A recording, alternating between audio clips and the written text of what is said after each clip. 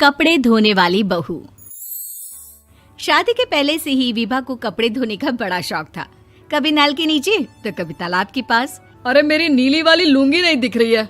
विभा की अम्मा, कहाँ रखी है लुंगी? अरे वो तो विभा ने परसों ही धोकर रखी थी आपकी अलमारी में, देखो वहीं होगी। वो ना मैंने आज धो दी, मुझे लगा कि गंदी हो गई होगी।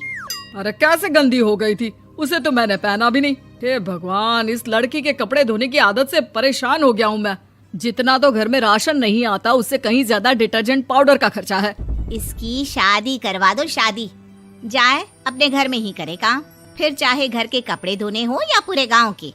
हाँ ठीक बोल रही हूँ, देखता हूँ मैं कोई लड़का। वो दिन भी आ जाता है जब विभा को देखने लड़के वाले आ जाते हैं। लड़की मुझे अच्छी लगी। होने वाली सास कहती है, बेटी अगर कुछ पूछना है तो पूछ लो। वैसे तो हमारी लड़की बहुत ही शर्मीली है, जो बोल दो वो मान लेती है, इसे क्या पूछना होगा। अरे कैसी बात कर रही हो माँ, मुझे इन लोगों के घर रहना है, सवाल तो कई है। हाँ हाँ बेटा, पूछ लो ना, क्या पूछना है। आप लोगों के घर कपड़े कौन धोता है? सास का मुंह बन जाता है। देखो, अगर तुम ये कहना चाहती हो कि तुम्हें कपड़े धोने नहीं आते तो सुन लो, कपड़े मैं ही धोती हूँ, लेकिन तुम्हारे आ जाने के बाद मैं रुमाल तक नहीं धोऊंगी। अरे चुप रहना भाग्यवान, बहू बेचारी घर आई नहीं, उसे डराना शुरू कर दिया। वो क्या है ना बिटिया, अभी तक तो ये कल्लू की माँ ही धोती थी, लेकिन अब तुम्हारे पापा तो दहेज में वॉशिंग मशीन देंगे ही। तभी विभा की माँ बोल पड़ती है, सवाल भी पूछा तो क्या। वैसे भाई साहब, मशीन की तो फिर भी कपड़े धोने की कैपेसिटी होती है। मतलब जो बिटिया दे रहे हैं ना विभा, इसे कपड़े धोने का बहुत शौक है। ये आप लोगों के क्या, आस पड़ोस गांव मोहल्ले सबके कपड़े धो दे और उफ तक ना करे। बाहर देखा नहीं आपने कितने कपड़े सूख रहे हैं? सब हमारी बिटिया ने ही तो धोए हैं। बस भी करो ना माँ, शर्म आ रही इतनी तारीफ सुनकर। और तो और एक दाग निकाल कर दिखाओ तो मान जाऊं। हाँ अच्छा, माफ करना बेटा, मैंने गलत समझा। हमें तो रिश्ता बहुत पसंद है। और ऐसे जुड़ जाता है रिश्ता कपड़े धोने का शौक रखने वाली विभा का। उसकी शादी हो जाती है कोयला फैक्ट्री में काम करने वाले कल्लू के साथ। शादी के बाद अचानक विभा चिल्लाती हुई सास के पास आती है। सासू माँ, अरे सासू माँ कहाँ है आप? ये तो धोखा है, धोखा दिया आप लोगों ने मुझे। इसे ससुर के चक्कर के बारे में पता चल गया। अरे तो उसमें तुझे क्यों धोखा मिला है? अरे नल में पानी नहीं आता, कपड़े कैसे कब धुलेंगे? अच्छा, तू पानी नहीं आ रहा उसकी बात कर रही है। तो आपने क्या सोचा? कुछ नहीं। अच्छा, तेरी माँ ने कहा था कि कपड़े धोने का शौक है तुझे, याद आया मुझे। शौक बोलकर कपड़े धोने वाले मेरे जुनून को कम ना आके सासू माँ, कपड़ा धोना मेरा गुरूर है। तभी पति भी वहाँ आ जाता है। अभी मैंने इसे सनी देओल की फिल्म दिखाई है, उसी के डायलॉग मार रही है माँ। अच्छा सुन, साफ साफ बता रही हूँ, पानी सुबह 4 से 6 और शाम को 10 से 12 आता है, समझी? विभा टाइमिंग सुनकर हैरान हो जाती है। ये क्या भूतों का मोहल्ला है? सुबह 4 बजे उठकर कौन कपड़े धोता है? 4 बजे टंकी में पानी जाता है, फिर सारा दिन धोना ना, किसने मना किया?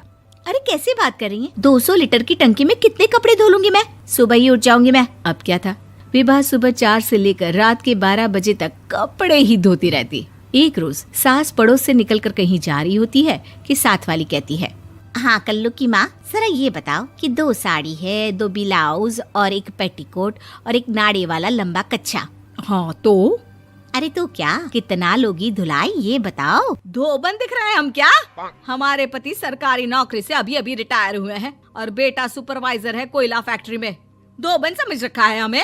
हाय रे कल्लू की अम्मा, माफ कर दो, वो तो मोहल्ले में यही सब बता रहे थे कि तुमने बहू को कपड़ा धुलवाने के काम में लगा दिया है। सास को पड़ोसन की बात सुनकर गुस्सा आ जाता है। वो घर पहुंचती है जहां घर के बाहर ही इतने सारे कपड़े सूख रहे होते हैं जितने कि किसी धोबन के घर पर। अरे ओ कल्लू की दुल्हन, बाहर निकल।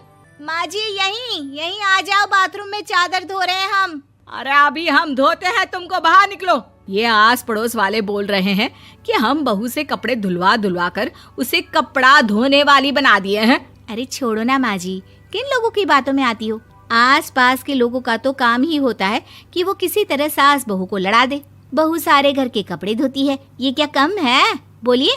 सास को भी लग जाता है कि वो बहू का ये सनकीपन नहीं छुड़वा सकती, इससे अच्छा है कि खुद ही चुप हो जाए। एक रोज सास और बहू मंदिर जाते हैं, जहाँ सास की साड़ी वहाँ खड़ी भीख मांगने वाली से मिलती है। माँ जी क्या बात है, आपकी साड़ी उस भिखारन से कितनी मिल रही है ना? हाँ हाँ, देखो तो दोनों की साड़ी मिल रही है। क्या बात है कल्लू की अम्मा, तुम खुद को तो अफसर की बीवी बताती हो और ऐसी सिंपल सी प्लेन साड़ी पहनकर घूमती हो। सिंपल और प्लेन नहीं है ये साड़ी। तो क्या सोने के धागे से फूल बने हैं? कुछ भी सासू माँ, कुछ भी। हाँ, बने थे इस साड़ी में सोने के धागे से फूल। मेरे पति लेकर आए थे मद्रास से स्पेशली मेरे लिए 10,000 की। ताहे भाई साहब इस भिखारन के लिए भी सेम टू सेम साड़ी लेकर आए होंगे 10,000 की। सास उस वक्त तो कुछ नहीं कहती, लेकिन बहू के साथ घर आती है और अलमारी से एल्बम निकाल कर लाती है। ये साड़ी देख रही है, ये वही साड़ी है जिसे मैंने अभी पहना था। इस साड़ी में ये जो चमकदार फूल दिख रहे हैं ना, ये सोने के धागों से काढ़े गए हैं। लेकिन तू लोकल वॉशिंग मशीन ब्रश से घिस घिस कर सारे फूलों को निकाल कर साड़ी प्लेन कर दी। मुझे माफ कर दीजिए सासू माँ। और तो और, जब मैंने तुझे तेरी गलती के लिए कुछ नहीं कहा, लेकिन तूने तो सबके सामने मेरा मजाक ही बना दिया। क्यों? बहू को समझ में आ जाता है कि अब से उसका कपड़े धोना बंद।